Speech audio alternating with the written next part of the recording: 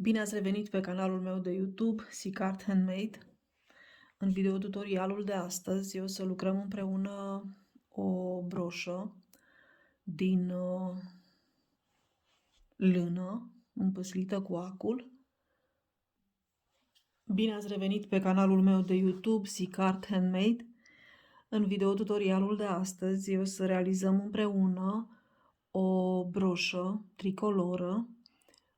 Cu toții știm că pe 1 decembrie românii sărbătoresc Ziua Națională a României și fiecare trebuie să purtăm cu mândrie un însemn al tricolorului, o mică decorațiune, o insignă, o broșă, o bendiță tricoloră, absolut orice. Iar eu, de-a lungul anilor, pe canalul de YouTube am venit în întâmpinarea voastră cu tot felul de tutoriale în care am realizat astfel de mici decorațiuni, gen o fundiță tricoloră sau o cocardă tricoloră. Iar astăzi m-am gândit că ar fi bine ca din lână împăslită să fac o broșă în formă de inimă. Pentru acest lucru am nevoie de această matriță din plastic, să o numim așa, da? Este o formă pe care pot să o folosesc ca să împăslesc lână în ea. Voi folosi lână în culorile tricolorului, roșu, galben, albastru. Mai am nevoie de un ac. Eu întotdeauna sunt adeptă acului de siguranță. Putem să folosim și suport de broșă, dar de data aceasta prefer să folosesc acul de siguranță. Am nevoie de ac pentru împăslit, lână, și un suport pe care să împăslesc din spumă. Așadar, haideți să ne apucăm de treabă. Încep cu lâna roșie. Trebuie să alegem un roșu purpuriu, pentru că sunt foarte multe nuanțe de roșu. Deci noi trebuie să alegem special pentru această broșă, roșu acela purpuriu.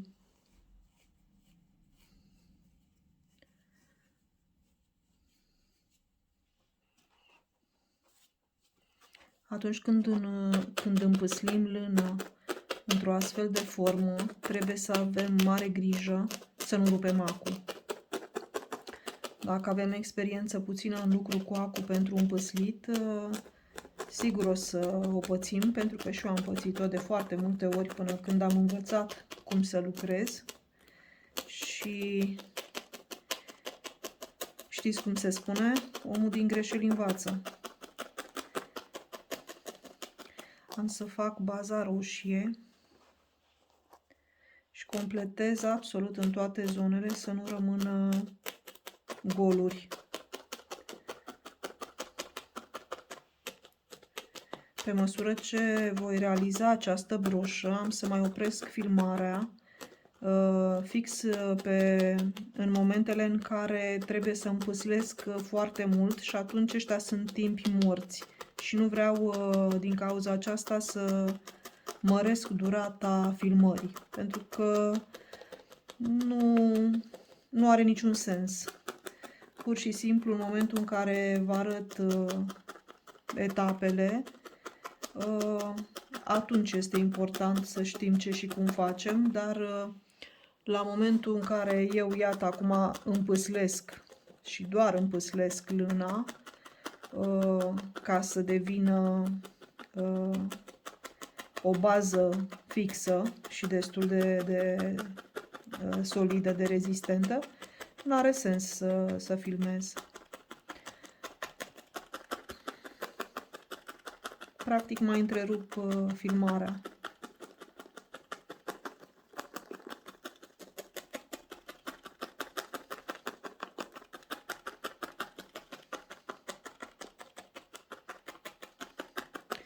Așadar, se mai vede? Nu. Am acoperit peste tot. Da? Și acum completez cu lână roșie în partea stângă și continui să împâslesc cu același ac. Ideea este că putem să realizăm broșe în diverse modele, ca să zic așa, să facem diverse modele. Adică mă gândeam la un moment dat să o fac doar roșie și apoi pe ea să fac niște decorațiuni cu galben și cu albastru, sau pot să o fac albastră și cu tot așa cu modele din celelalte două culori. Sunt foarte multe variante, dar m-am hotărât să rămân la varianta asta și o să vedeți cât de frumoasă va ieși.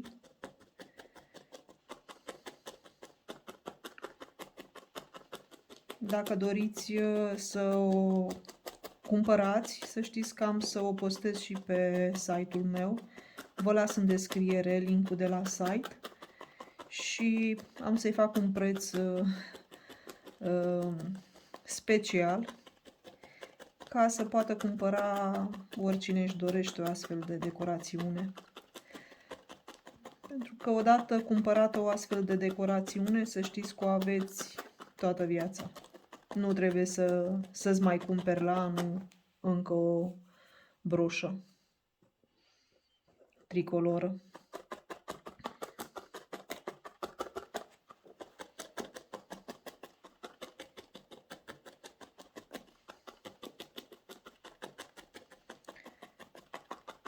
Metoda de împâslire asta este: adaug strat după strat și împâslesc, adaug strat după strat și împâslesc.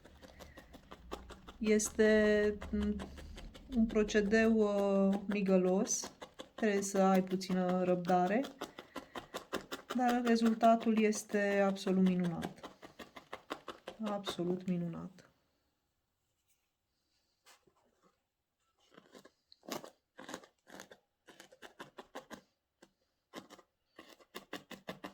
Trebuie să lucrez cu grijă pentru că nu vreau să rup acul.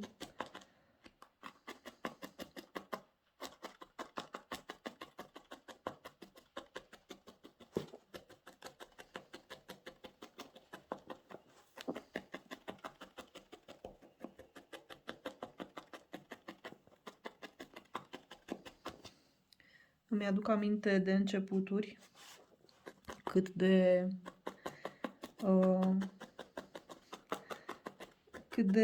dificile mi se păreau momentele în care încercam să realizez ceva, orice lucrușor, și fie mă înțepam, fie mai rupeam ace, fie nu-mi ieșea. Deși, în general, când lucrez cu lână, să știți că majoritatea lucrurilor ies de o frumusețe deosebită.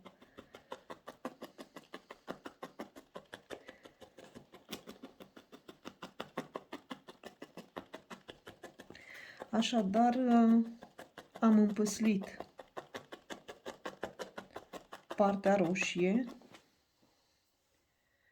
Acum, în dreapta, voi împăsli cu lână albastră, la fel, strat peste strat.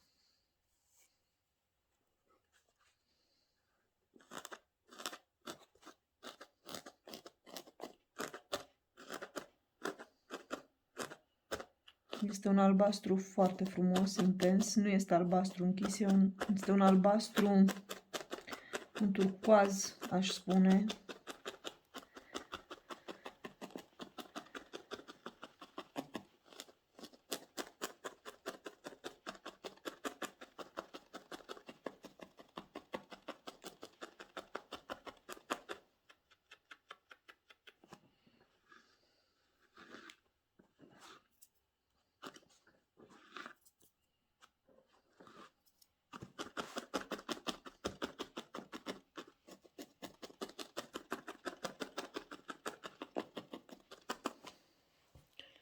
Mai adaug încă un rând și împâslesc.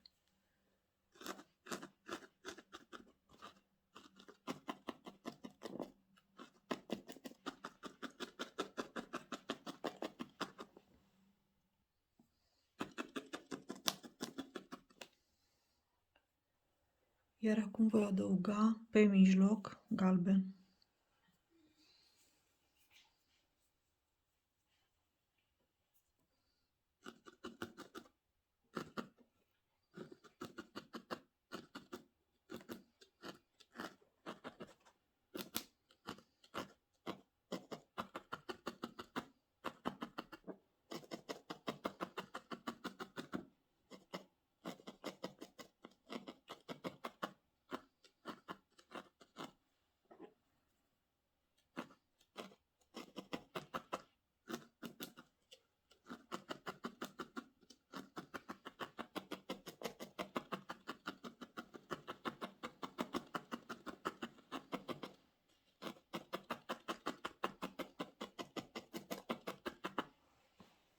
Așa trebuie să arate.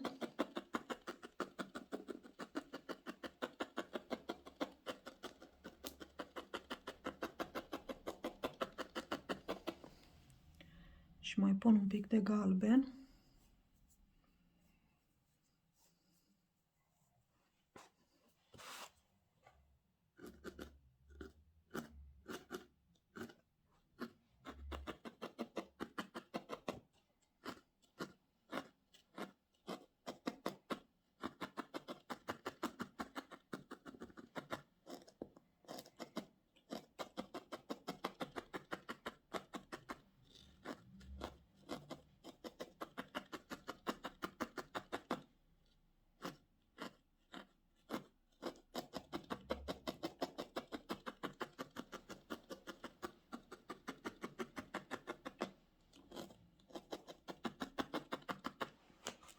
Cam așa trebuie să arate.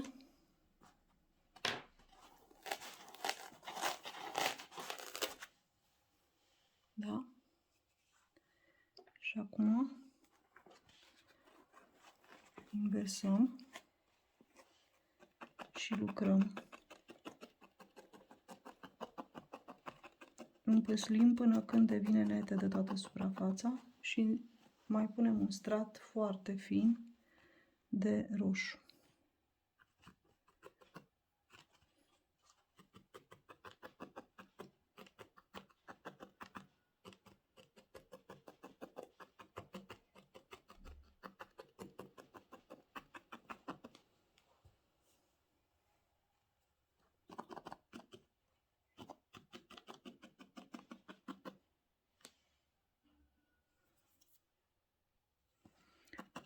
Așadar, am uniformizat cu roșu baza și asta este fața. Foarte frumos arată. Uitați. Și acum pot să vin și să completez cu bandă roșie.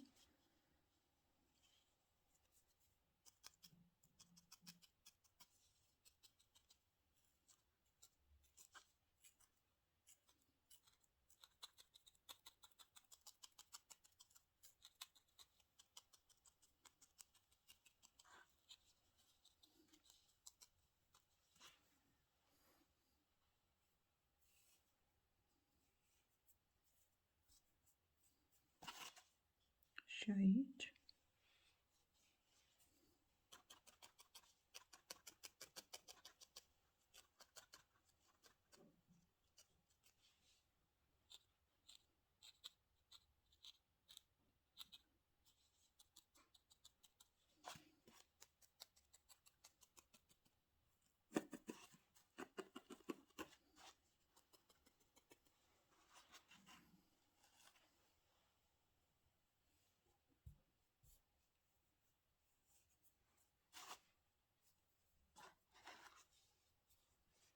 Rezultatul este absolut minunat. Minunat.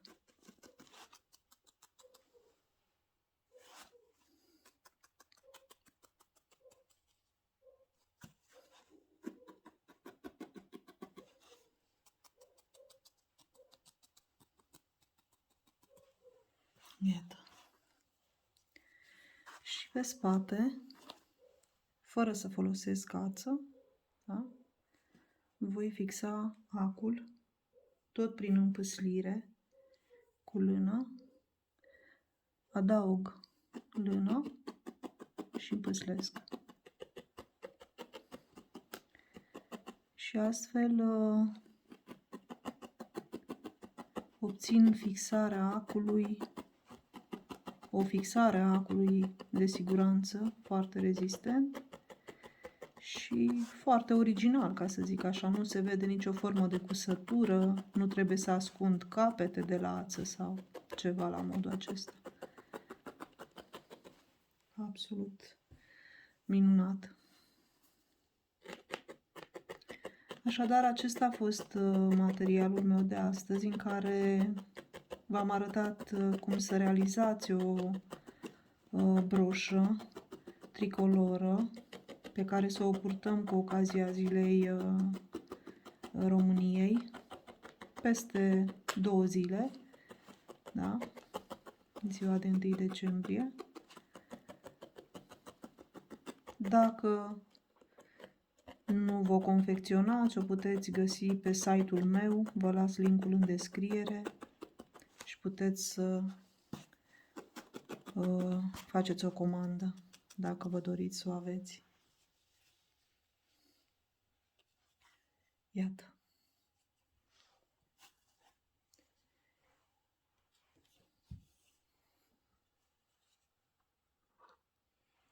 Iată. Așadar, acesta a fost materialul meu de astăzi. Sper că ați petrecut timp util alături de mine. Până data viitoare vă doresc multă sănătate, spor la treabă și la mulți ani românilor de pretutindeni.